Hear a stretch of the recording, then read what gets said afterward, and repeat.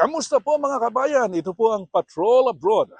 Umaapela ang dalawang Filipino-Canadian sa pamaraang Canada na i-reconsidera nila ang kanilang petisyon para makarating po dito ang kanilang ama.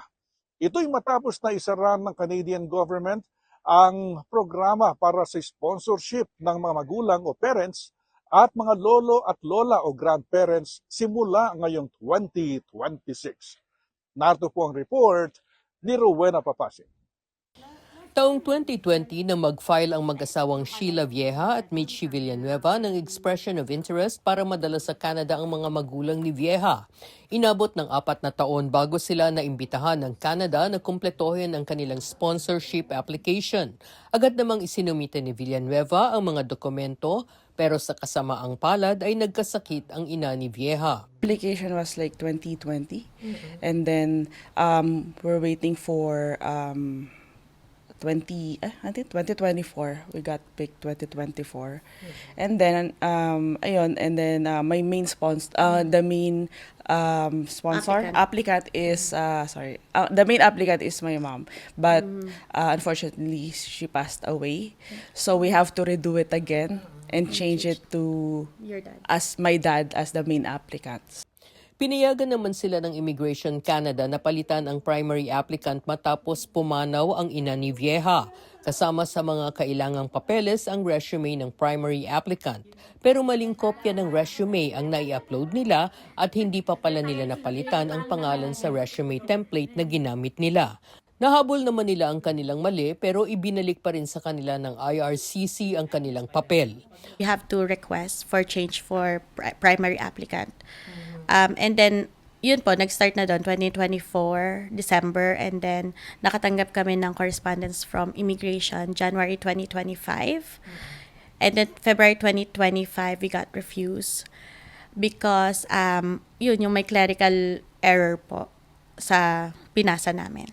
And then now we're on a reconsideration process. Hanggang ngayon ay nananatiling under review ang status ng kanilang application kaya't kinakabahan pa rin sina Vieja at Villanueva lalo't bigla ang ipinatigil ng Immigration Canada ang pagtanggap ng mga application para sa mga parents at grandparents pagpasok ng 2026. Tinatayang aabot sa 60,000 ang maaapektuhan ng biglaang pagsasara ng PGP applications. Kung doon po sa mga pre-2025 na application, siguro po mga more than 10,000 applicants. Pero doon po sa mga naghihintay na mag-open, siguro po mga about 50,000 applicants. Kasi ang tagal na rin po nilang naghihintay na magkaroon talaga ng bagong application. Dahil since 2023, nag-clear na po sila nung backlogs nila eh.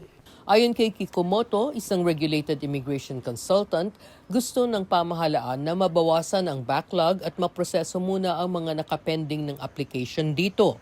Bukod dito, naniniwala si Kikomoto na may kinalaman din ang desisyon sa pagtatabas ng Canada sa target nito ng mga bagong immigrant. Sa tingin ko po, dahil po yan sa nagbawas din sila ng immigration target talaga for permanent residents. Ngayon, ang parents, grandparents po kasi, once na successfully na i-process po sila at na-invite, included po yun sa PR or permanent resident quota. Ngayon, ang mas fino-focus po kasi nila is yung mga skilled talaga. Sa bagong target nito, ibinaba ng Canada sa 380,000 ang tatanggapin ng mga permanent residents ngayong 2026, mas mababa ng 15,000 kesa target na 395,000 noong 2025. Binawasan rin ng 43% ang bilang ng mga tatanggaping international student at temporary workers. Pero sinabi ni Kikomoto na pwede pa rin namang makabisita sa kanilang mga kamag-anak sa Canada ang mga magulang at lolo't lola sa pamamagitan ng super visa. Ito ang special visitor visa na magagamit ng mga parents at grandparents para mabisita ng mas matagal ang kanilang mga kamag-anak. Hanggang 2 taon ang pwede nilang ilagi sa Canada, higit na mas matagal kaysa sa ordinaryong visitor visa na kailangang i-renew makaraan ang 6 na buwan. Yun nga lang po, it falls under the category of temporary resident visa pa rin po or TRV, wherein ang ibig sabihin po nun ay hindi po sila permanent resident. So, ibig sabihin po, hindi pa rin po nila ma-enjoy yung benefit ng pagiging permanent resident.